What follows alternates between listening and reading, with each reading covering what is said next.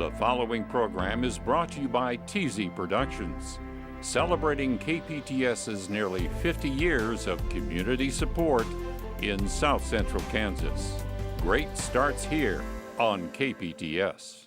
Brought to you by Central Security Group, your experts in home automation, security, and peace of mind. View video on your smartphone and control your home's lights, locks, heating, cooling, and more. Security app compatible with Apple Watch and Amazon Echo. Program support provided by the F. Price Kosman Memorial Trust, Entrust Bank trustee, bringing you the Kansas Wild Edge segments on Positively Kansas. It's time for Positively Kansas. Coming up, his courage helped save many lives while costing him his own. Learn about a Kansas World War I hero who sometimes gets overlooked, but was one of American history's absolute greatest. Also, we'll relive some of Kansas's Native American history with a trip to Medicine Lodge. Learn about the time when peace came to the prairie. And memories of childhood and days gone by come to life in a collection of some old 8mm home movies. Discover why this man's life growing up in Wichita has become a hot commodity on the international music scene. Plus, we'll get to know some of the state's most ornery and dangerous residents in our Kansas Wild Edge report. I'm Sierra Scott. Those stories and more are queued up and ready to roll. Positively Kansas starts right now.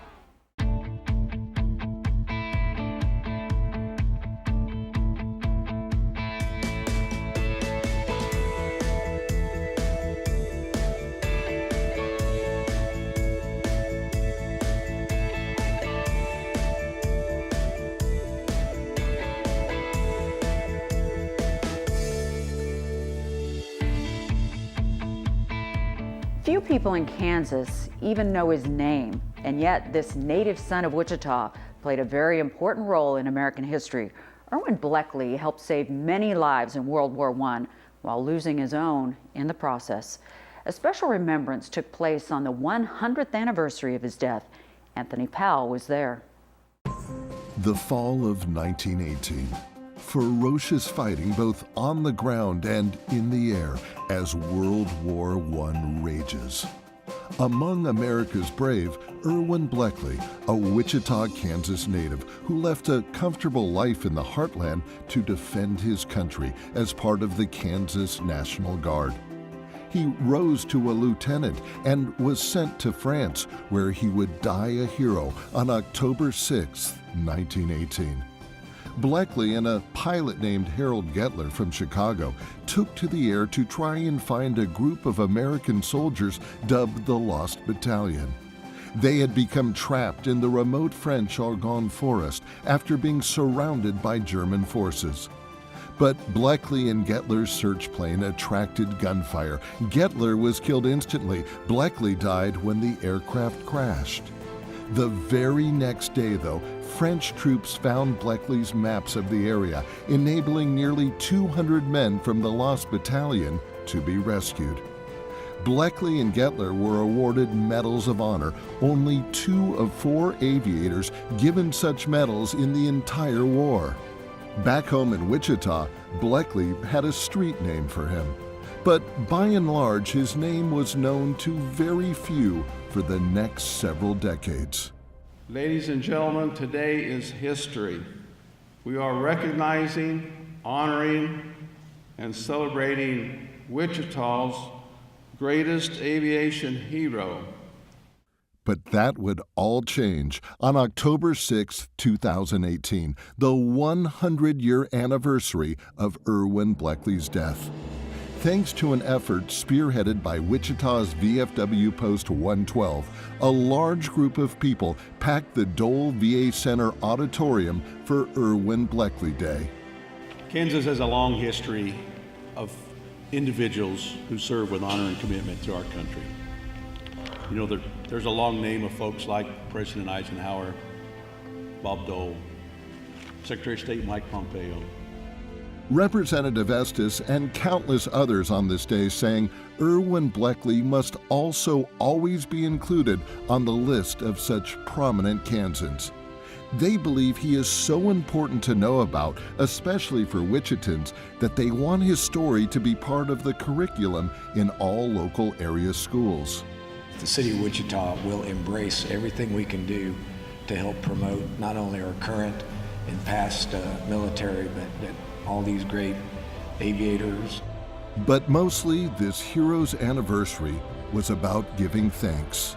Thanks to a man who never received the recognition he deserved. But now that's hopefully changing. Bleckley Day organizers are certainly doing all they can to ensure this Wichitan becomes a much more well-known figure of American history. There is no higher expression of love than to give up your very life. Be willing to leave family and friends behind, knowing that death is imminent. Thank you, Lieutenant Erwin Bleckley, for your sacrifice of love.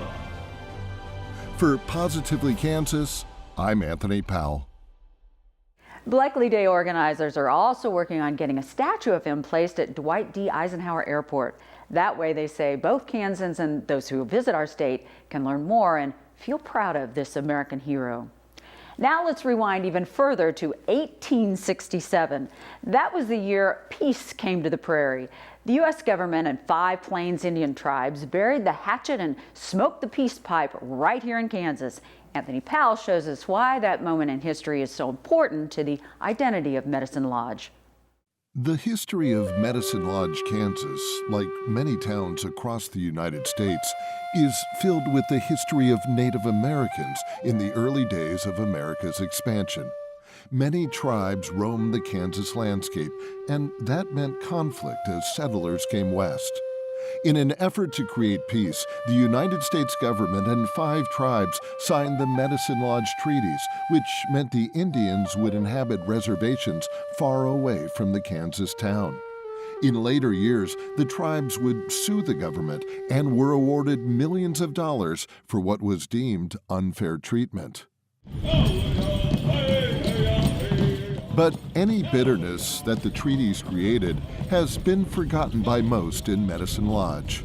For over 90 years, the town has celebrated its history with a 3-day fall peace treaty event featuring parades, powwows, dances, and much more.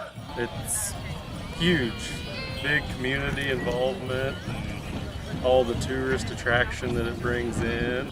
People come from all over the country to take in the sights and sounds of this event.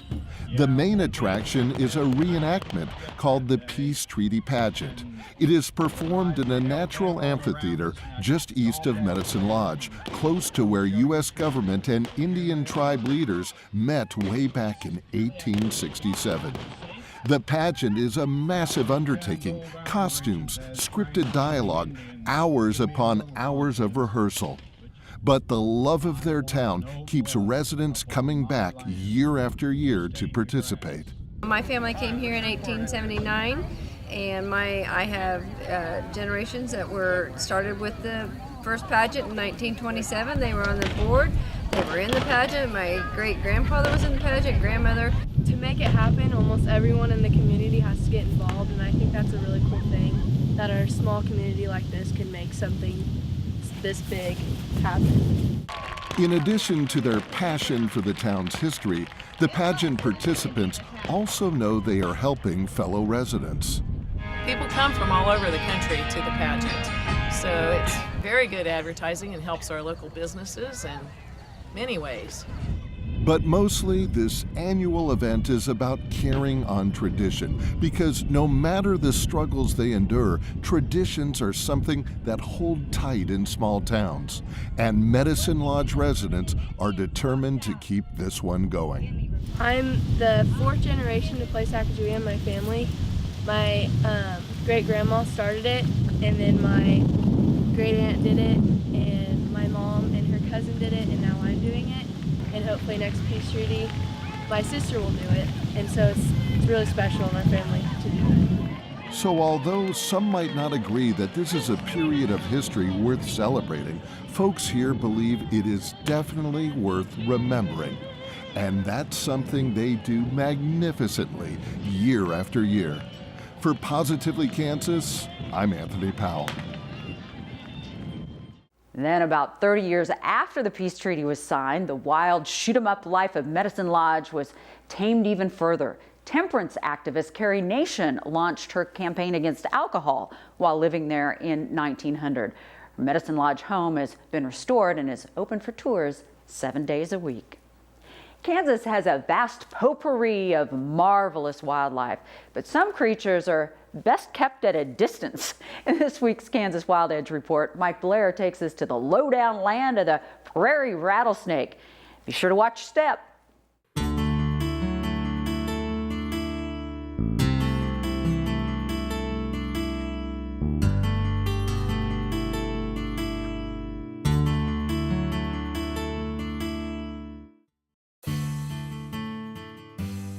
Most Kansas snakes are no big deal. 38 species live here, and nearly all are harmless, as evidenced by a round eye pupil and small decurved teeth. They may bluff and appear aggressive. They may coil and strike, but they pose little danger to humans. Basically, if you leave them alone, they'll leave you alone.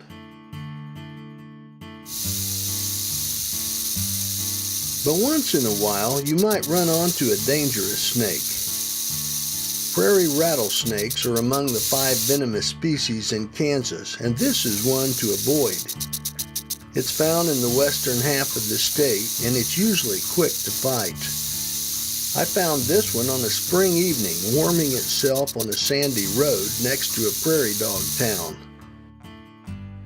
Dog towns, with their complex underground burrow systems and ample small prey, are perfect habitats for this snake. I got out and put the rattler through its paces, taking care to stay back out of striking range. The snake was more than happy to try to bite, and it struck toward the lens repeatedly. It was a beauty, and it provided some great portraits by buzzing its rattles right next to its head. The heat-sensing pits just forward of the eyes and its telltale vertical slit eye pupils made it instantly evident that it was a venomous pit viper. Its long fangs, eager to deliver a load of poison, were visible each time it opened wide and launched an attack.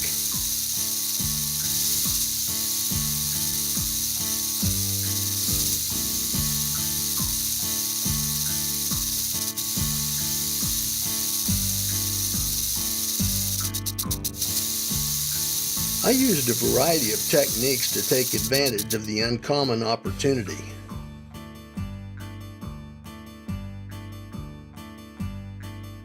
First, I flew a quadcopter drone directly over the snake about 16 inches high, and surprisingly, the rattler paid it little attention. But these shots were unsteady since a moderate wind kept blowing the drone around. Only when I worked in close did the snake get really aggressive. I used one camera at ground level to record the close-ups, and then, to make sure I got good audio in the windy conditions, I taped a second camera to a stick and slid it right up to the rattling tail where it buzzed directly into the microphone. Close as it was, this trick allowed great sound while not interfering with the primary framing. I ended up with some great video of one of Kansas' most feared animals.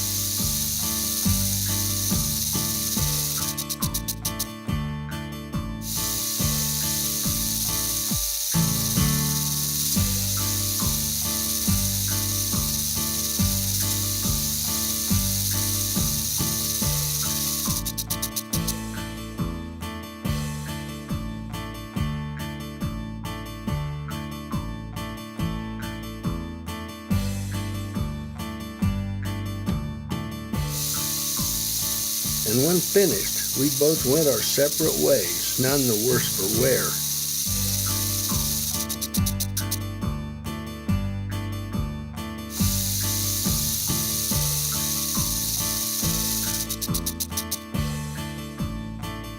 I'm Mike Blair for Positively Kansas. Great stuff. Next time, Mike takes us to the cooling waters and colorful foliage that makes Kansas outdoors such a joy during autumn. Well, this next story is about a Kansas family's life set to music and why a singer in Nova Scotia wrote a song about this family she never met in a city that she never visited. This is Jim Grayway with the story of the Wichita years. I think when I enjoy watching them the most is at Christmas time. A lot of the family has passed on.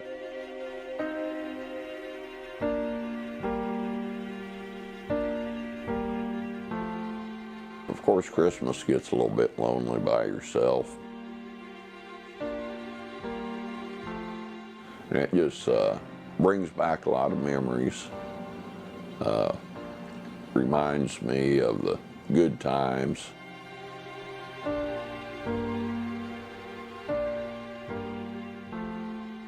Holidays, birthdays, vacations, those special times in the history of a family captured in home movies.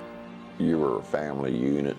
Divorce was almost unheard of back then, so most families had both parents. And it was just an easier time. In the 1950s and early 60s, Alan Glasgow lived with his mom and dad, older sister Diana, and younger sister Nancy in a middle-class Wichita neighborhood. That period of their lives is played out in scenes of classic mid-century Americana, recorded on 8mm silent film. You know, everybody came to one house. The grandparents had come up from Severy, and most of the other relatives that were there lived in Wichita.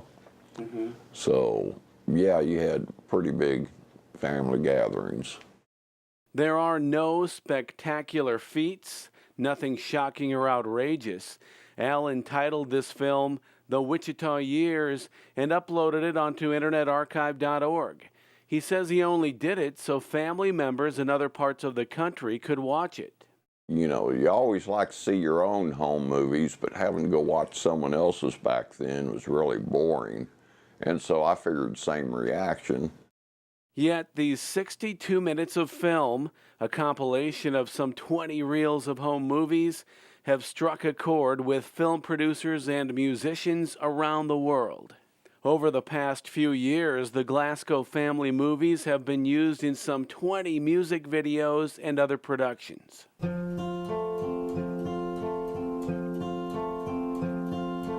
Fireworks, fireworks, won't you shine upon my house tonight?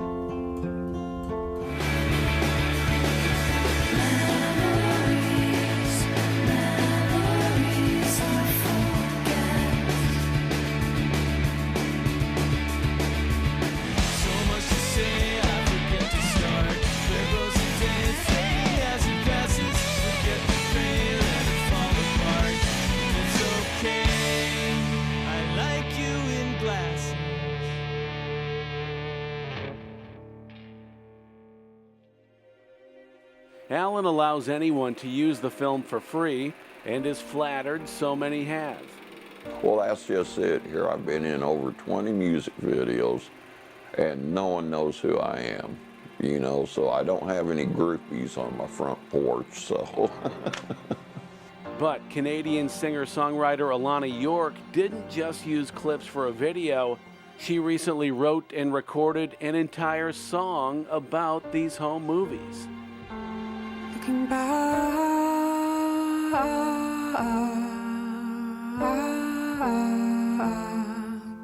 underneath,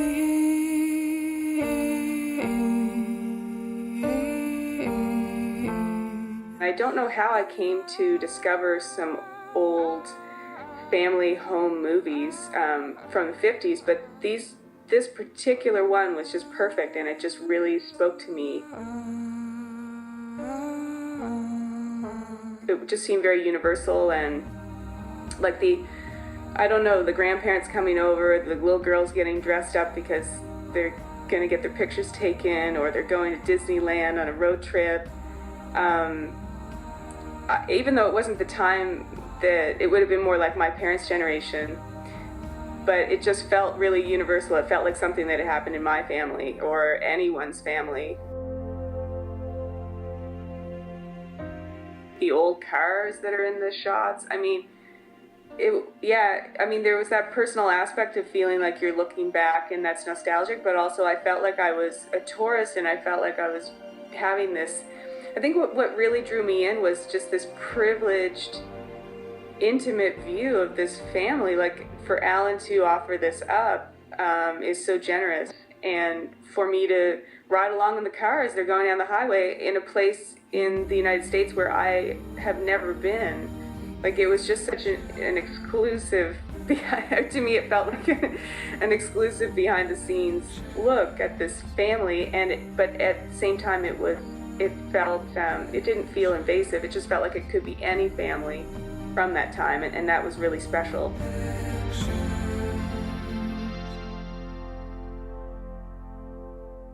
It's interesting that it's in Wichita, so I had to look up exactly where Wichita, Kansas is. You're right in the exact center of the U.S., and I think that was really interesting to me, that it was just kind of, you throw a pin at the map and you're right in the middle. I found this film inside my head. When things get bad, I turn to it. It's a beautiful song. I was just really humbled that she made a song about the film. And I went online and read the words, and there's a couple verses in there that's just my feelings when I watch it.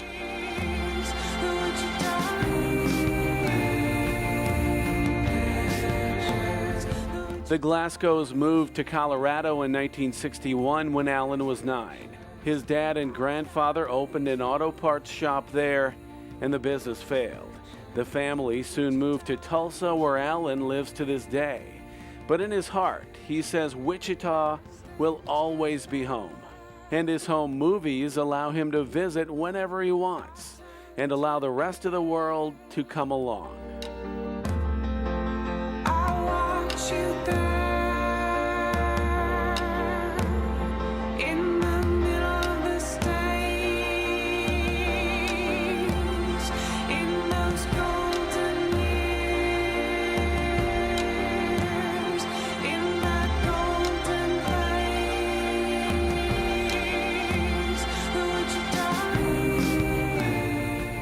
Sadness came with the Boulder, Colorado, because of the closure of the store and the stress on the family. Things just didn't seem the same after that. There's something just so special about the Wichita years, and it's interesting to hear about that's how Alan sees it, with it, that being his real life, that those were happy years, because you can tell. The Wichita years are the happiest of my life.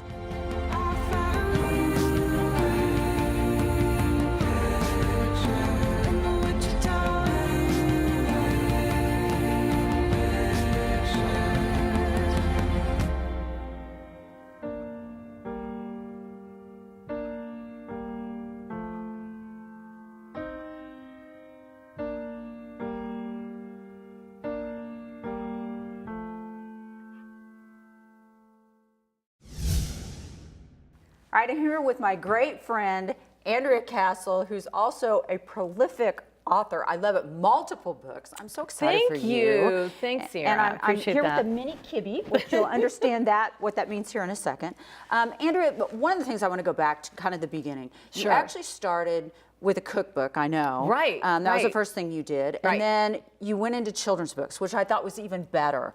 Talk about the first children's book and how that came about. So I was a special ed teacher for 30 years, and having those special needs kids in my room. I watched how other kids made fun of them and everything, and it was hard for me to do that when we would go on field trips. So when Kibby had to really wear the cone of shame, which looks just like the dog, basically there was a little boy in my neighborhood who you met, Charlie, okay? And he said, "Oh, Mrs. Castle, I don't want to play with Kibby. He has a cone on his head." And that triggered me, oh my gosh. So there's not only bullying in real life, but it's in dog life. So I would stay up at night thinking, what can I do to put that into a book, into words? And it took 2 years. I told you earlier, hardest thing I've ever done. It's not easy. No, not easy. But with my perseverance and saying, I have to get it out there. I have to get it out there for people to relate. Kids relate to dogs, kids relate to animals, and so the multi-sensory approach with the dog. I love it. Well, I relate to animals. I'm So, just not a yeah, kid. so that was Kibby the Space Dog. I love that one. Born. And now you're writing a second book. Well, I you've wrote written- the second book, and this is Kibby Gets a Little Sister, and this Okay. is Olive. Olive, Isn't she little cute? sister, so cute. And so basically, again, how many kids are by themselves and all of a sudden the parent throws in a new sibling? Oh, yeah. So Kibby Gets a Little Sister, he's the only dog in the house for a really long time, and then all of a sudden there's a new sister and he freaks out and he gets in trouble and he's mischievous. Ooh. And it's hilarious. I It's love it. cute. My illustrator just, beautiful illustrations of him taking the toilet paper around the house. And guess what? He still didn't get the attention he wanted. That is so, awesome. Yeah, thank you. What great messages. How do we get the books? Because I know. Okay, so my website, if you Google www.andreacastle.com, you can go to my website, and if you buy 2 books, you get a free backpack. Oh, cool. Kibby backpack. And yeah, and then you get to put your book and you get to put your dog and all that in there, and it's really quite fun. Well, I love your books. Thank you so much for taking time to be here. I really appreciate it. It's great to kind of be with you on a set again. Yeah, I know. It's fun. Different place, different time. Absolutely, but still just as fun. I Yes. love it. Anyway, be sure to get these books. They make great presents. Thank too. you. And Christmas is around the corner. Think ahead, people. Well, that's a wrap for this week. But our team of top-notch journalists is busy working on more stories for next time. We have some really good ones in the works, so until next time, I'm Sierra Scott. Thanks for watching.